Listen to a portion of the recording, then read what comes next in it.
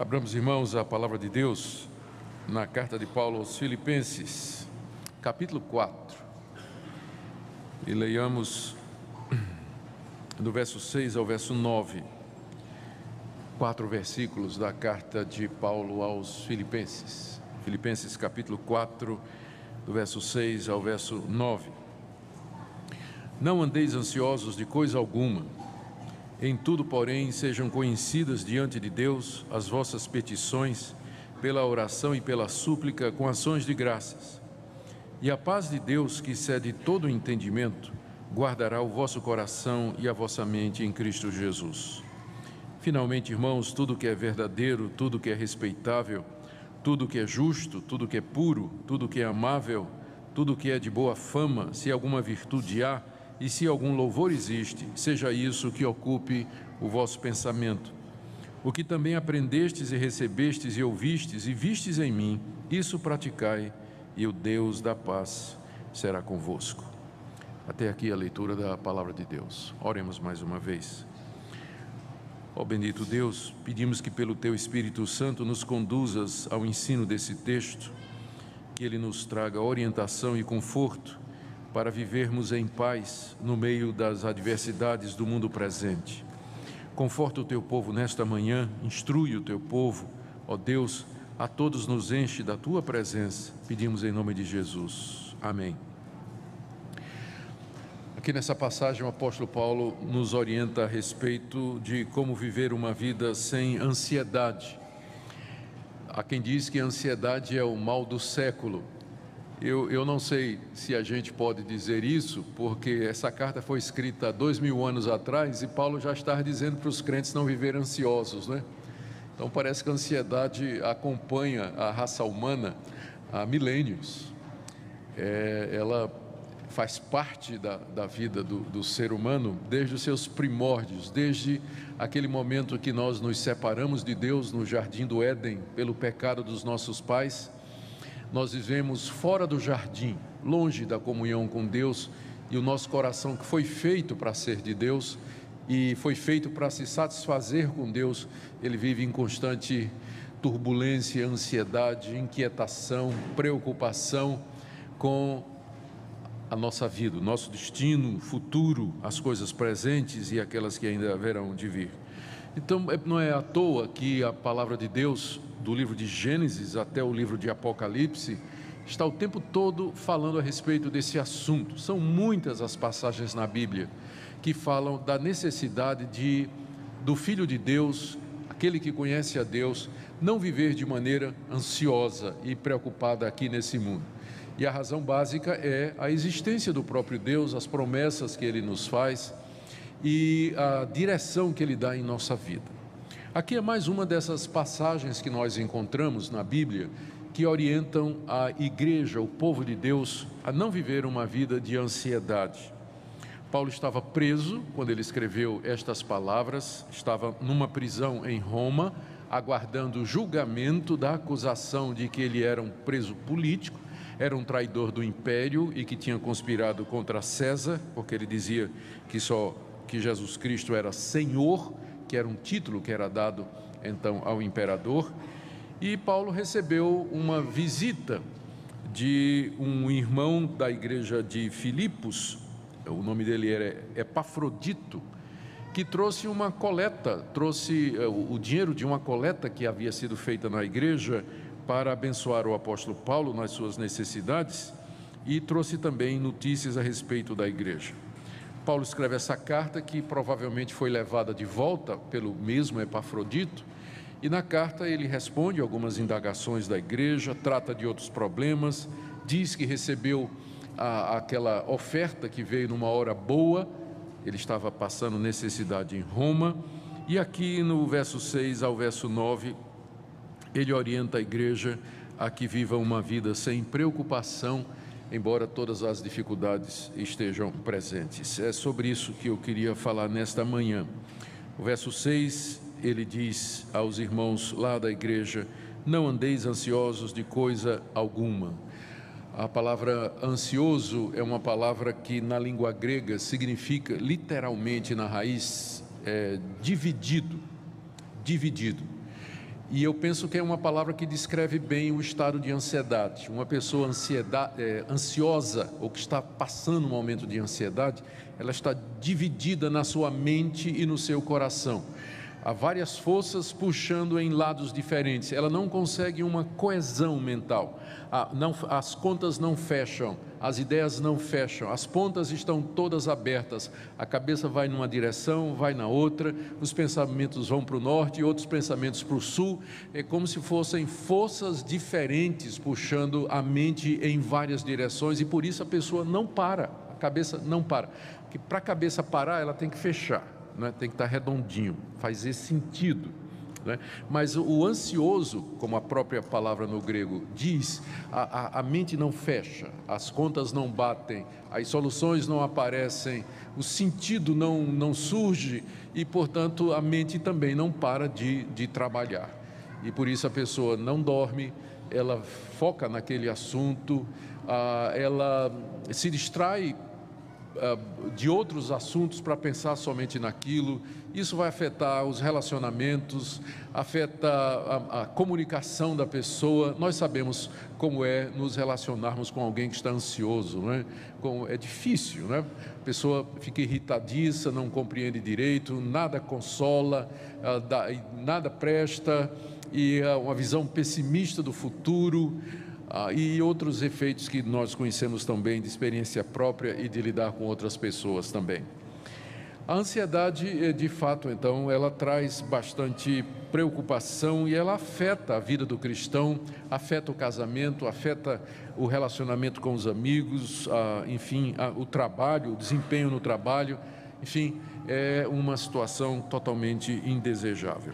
Aqui, no verso 6, o que nós encontramos da parte do apóstolo Paulo é uma ordem: não vivam ansiosos, não vivam ansiosos, não vivam preocupados, não vivam inquietos.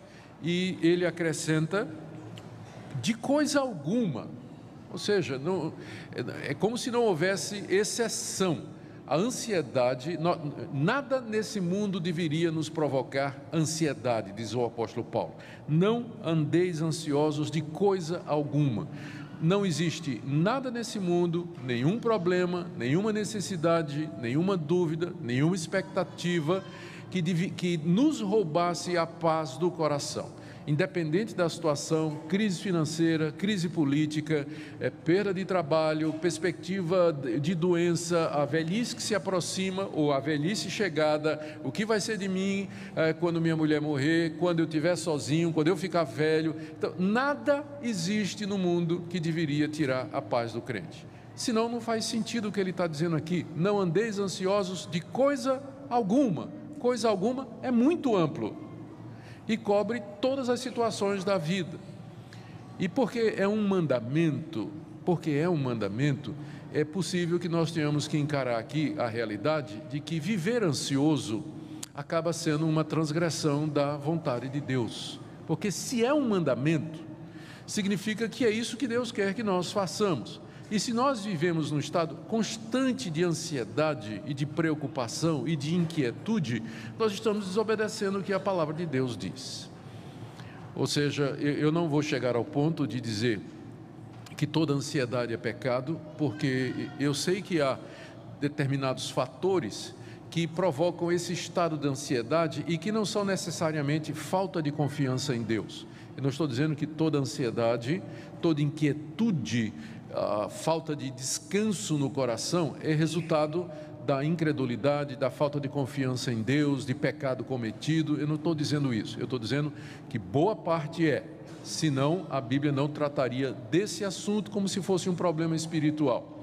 Mas o que eu sei disso, que há fatores outros que não sejam espirituais e que podem provocar a ansiedade. E aí os nossos médicos, os que trabalham na área médica, poderão dar um diagnóstico melhor para você. Mas antes de você resolver o problema da ansiedade, tomando Rivotril e afins, pense no que a Bíblia diz, que muita da inquietação, da ansiedade e da preocupação do nosso coração é resultado de uma postura errada diante da vida e diante de Deus, ou que a Bíblia vai chamar, numa certa altura, de ou incredulidade, ou falta de confiança em Deus, ou então ídolos do nosso coração. Não andeis ansiosos de coisa nenhuma. Essa é a orientação que o apóstolo Paulo nos dá aqui. Ele coloca em seguida 3 atitudes que aqueles cristãos de Filipos deveriam seguir para não viver ansiosos.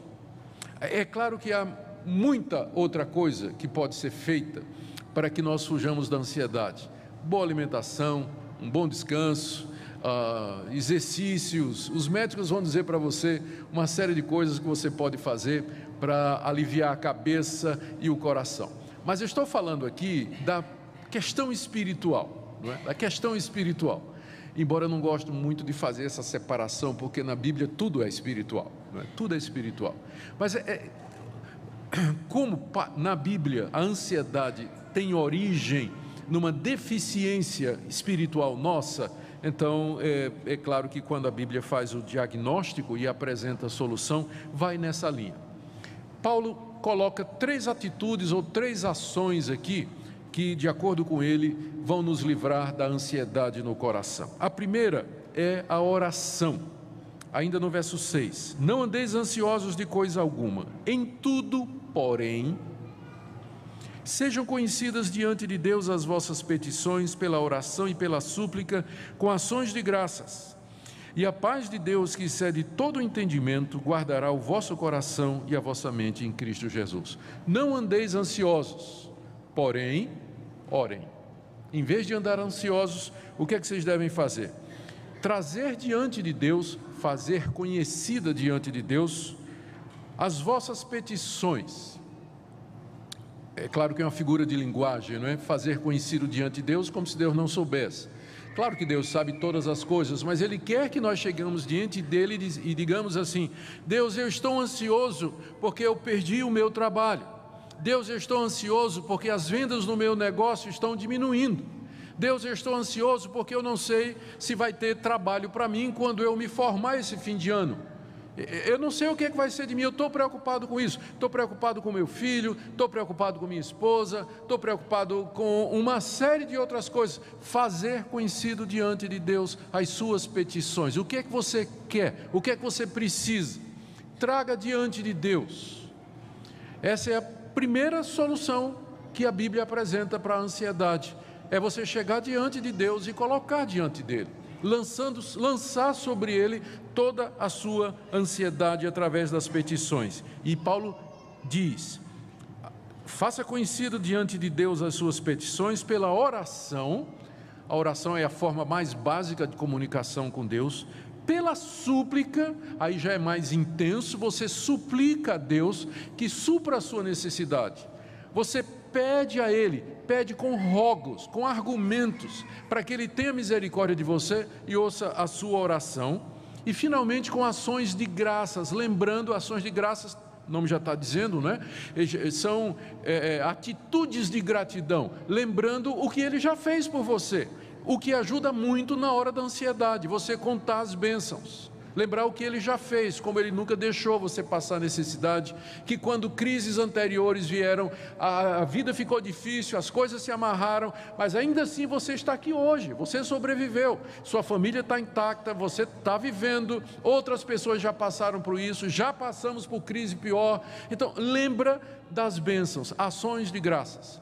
Quando você faz isso, olha a promessa que está no verso 7, a paz de Deus, que excede todo o entendimento, guardará o vosso coração e a vossa mente em Cristo Jesus. A palavra guardará aqui, que é uma promessa que o apóstolo Paulo está fazendo, foi tirada do vocabulário militar. Eu me lembro quando eu servi o exército há muito tempo atrás, não é? Eu fiz o curso de preparação de oficiais da reserva lá em Recife. Então, eu sou o 2º tenente da reserva, tá? Então, por favor, se tem algum soldado, sargento aqui, não esquece de bater continência ali na saída. Mas eu me lembro, como aspirante ainda, que uma das coisas que eu tinha que fazer era ficar de vigia no quartel. Tinha uma escala e a gente tinha que passar a noite acordado, né? Guardando ali de sentinela, tinha uma guarita, eu estava o fuzil. e armado, e eu ficava a noite toda. Eu me lembro das noites que eu passava tentando ficar acordado ali, na guarita, guardando a entrada do quartel, e a ordem era: não entra ninguém sem identificação. Era o que eu devia fazer, guardando a entrada do quartel para não passar ninguém. Esse verbo aqui que Paulo usa, guardar, é o verbo que é usado na linguagem militar para descrever o que faz uma sentinela. A figura que você pode imaginar aqui é que quando nós oramos, a paz de Cristo vem montar guarda na entrada da sua mente, como um guarda armado na entrada da sua mente, para não deixar a ansiedade entrar. Não, quem é você? Ansiedade, não passa não. Proibido. Tem ordens para não deixar você entrar. A paz de Cristo como um guarda armado na entrada da sua mente e do seu coração. Não pode passar. Resultado de orarmos, como está no verso 6. Ora, e a paz de Deus, que excede todo entendimento, é mais do que a gente pode descrever, guardará como um guarda armado o vosso coração e a vossa mente, o castelo ou o quartel do seu coração e da sua mente em Cristo Jesus, pois é nele e é somente por causa dele que essa paz pode acontecer. Vocês, na certa, já sabem a razão pela qual nós vivemos ansiosos boa parte do tempo. É falta de oração, é falta de trazermos diante de Deus, é falta de deixarmos diante dele, de fazer conhecida diante dele a nossa ansiedade e a nossa preocupação. E a promessa é que a paz de Deus, ou seja, a paz que procede de Deus, que vem de Deus, vai guardar o nosso coração e a nossa mente em Cristo Jesus. Aqui eu preciso fazer uma experiência, já correndo, uma distinção, já para correr para o nosso final, entre a paz de Deus e a paz com Deus. A paz com Deus não é um sentimento, é um estado. Antes de conhecer a Jesus Cristo, nós estávamos em guerra com Deus. Éramos rebeldes, insubmissos, revoltados contra Deus. Pela fé em Cristo Jesus, nós somos justificados, perdoados, e nós não estamos mais em guerra com Deus, mas nós temos agora paz com Deus. Foi declarada a paz. O meu relacionamento com Deus não é mais de guerra. Isso não é uma questão de sentimento. Você pode estar profundamente angustiado, ansioso e preocupado, ainda assim você tem paz com Deus. Deus não está em guerra com você. A paz de Deus, aí já é um sentimento, é aquela sensação de tranquilidade, de confiança, de repouso da nossa mente. Paulo está falando aqui não da paz com Deus, porque ela já está pressuposta se você é crente, mas você pode ter a paz com Deus e não ter a paz de Deus no coração, porque está ansioso, preocupado, aflito, angustiado. Paulo está falando aqui da paz de Deus, ou seja, aquela sensação de descanso e tranquilidade que Deus promete quando nós oramos e deixamos as dificuldades diante dele. Segunda orientação que ele nos dá está no verso 8. Finalmente, irmãos, tudo que é verdadeiro, tudo que é respeitável, tudo que é justo, tudo que é puro, tudo que é amável, tudo que é de boa fama, se alguma virtude há e se algum louvor existe, seja isso que ocupe o vosso pensamento. Na sequência da leitura, a impressão que nós temos é que Paulo está ainda tratando dessa questão da ansiedade e como ter paz de Deus. E se o primeiro passo era a oração, o segundo passo é aquilo que nós pensamos. A ordem que ele dá aqui é que nós ocupemos o nosso pensamento com tudo aquilo que é justo, tudo aquilo que é respeitável, tudo que é puro, tudo que é amável, tudo que é de boa fama, se há alguma virtude e algum louvor, seja isso que ocupe o seu pensamento. Boa parte do estado ansioso é que nós ocupamos a nossa mente com coisas que não condizem com o nosso chamado cristão. Nós ocupamos a nossa mente com notícias, informações, imagens, sons e sentimentos que não estão de acordo com a palavra de Deus.